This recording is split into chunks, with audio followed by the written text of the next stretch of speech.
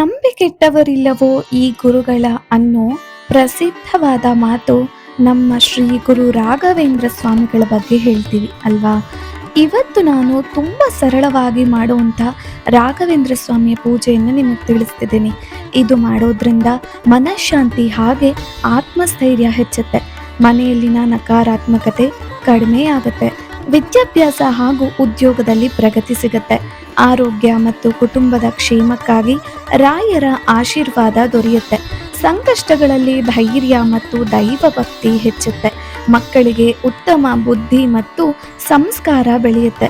ಇದಕ್ಕೆ ಬೇಕಾಗಿರೋದು ಇಷ್ಟೇನೆ, ನಾವು ಕೆಂಪು ಅಕ್ಷತೆಯನ್ನು ಮಾಡ್ಕೋಬೇಕು. ಇದು ಒಂದೇ ಇದಕ್ಕೆ ರೆಡಿ ಮಾಡ್ಕೋಬೇಕಾಗಿರೋದು. ಕೆಂಪು ಅಕ್ಷತೆ ಮಾಡ್ಕೋಬೇಕಾದ್ರೆ ಅಕ್ಕಿಗೆ ಒಂದು ಅರ್ಧ ಸ್ಪೂನಷ್ಟು ತುಪ್ಪ ಹಾಗೆ ಒಂದು ಅರ್ಧ ಸ್ಪೂನಷ್ಟು ನೀರನ್ನು ಹಾಕ್ಕೊಂಡು ಕುಂಕುಮನ ಹಾಕ್ಕೊಂಡು ಮಾಡ್ಕೋಬೇಕು. ಇಷ್ಟೇ, ತುಂಬಾ ಸಿಂಪಲ್. ಇದನ್ನ ಮಾಡಿಕೊಂಡು ರಾಯರಿಗೆ ನಿಮಗೆ ಮನಸ್ಸಿಗೆ ಎಷ್ಟು ಸಂತೋಷ ಆಗುತ್ತೋ ಅಷ್ಟು ಹೂವನ್ನು ಹಾಕಿ ರಾಯರನ್ನ ಅಲಂಕಾರ ಮಾಡ್ಕೊಳ್ಳಿ. ಆಮೇಲೆ ರಾಯರ ಮುಂದೆ 2 ತುಪ್ಪದ ದೀಪಗಳನ್ನು ಹಚ್ಚಿ ಧೂಪ ದೀಪ ನೈವೇದ್ಯಗಳನ್ನು ತೋರಿಸಿ ಕೆಂಪು ಅಕ್ಷತೆಯಿಂದ ರಾಯರ ಅಷ್ಟೋತ್ತರ ಶತನಾಮಾವಳಿ ಪ್ರಕಾರ ಪೂಜೆ ಮಾಡಿ. ಎಲ್ಲರಿಗೂ ಅಷ್ಟೋತ್ತರ ಹೇಳೋದಕ್ಕೆ ಅಂದರೆ ಉಚ್ಚಾರಣೆ ತುಂಬ ಕಷ್ಟ ಆಗುತ್ತೆ.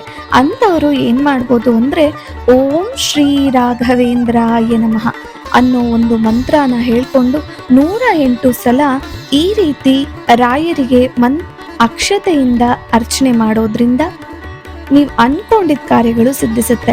ರಾಯರ ಕೃಪೆಯಿಂದ ಅವರ ಇಷ್ಟಾರ್ಥಗಳು ನೆರವೇರುತ್ತೆ. ಗುರುವಾರದಂದು ತುಳಸಿನ ಅರ್ಪಿಸೋದ್ರಿಂದ ಇನ್ನೂ ವಿಶೇಷ. ಹಾಗೆ ಕಲ್ಲು ಸಕ್ಕರೆ ಅಂದರೆ ಕೆಂಪು ಕಲ್ಲು ಸಕ್ಕರೆಯನ್ನು ದೇವರಿಗೆ ನೈವೇದ್ಯ ಮಾಡೋದ್ರಿಂದ ಇನ್ನೂ ವಿಶೇಷ. ನೀವು ಏನೂ ಇಲ್ಲ ಅಂದ್ರೂ ನೀವು ಏನಿರುತ್ತೋ ಅದರಲ್ಲೇ ದೇವರಿಗೆ ನೈವೇದ್ಯ ಮಾಡ್ಬೋದು.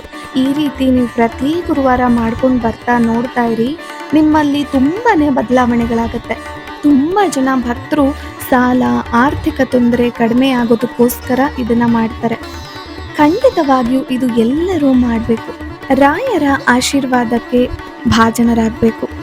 ಇದಕ್ಕೆ ಅಲ್ವಾ ಭಕ್ತರ ಕಷ್ಟಗಳನ್ನು ನಿವಾರಿಸುವ ರಾಯರನ್ನ ಕಲ್ಪವೃಕ್ಷ ಅಂತ ಕರಿತೀವಿ. ಓಂ ಗುರುಭ್ಯೋ ನಮಃ.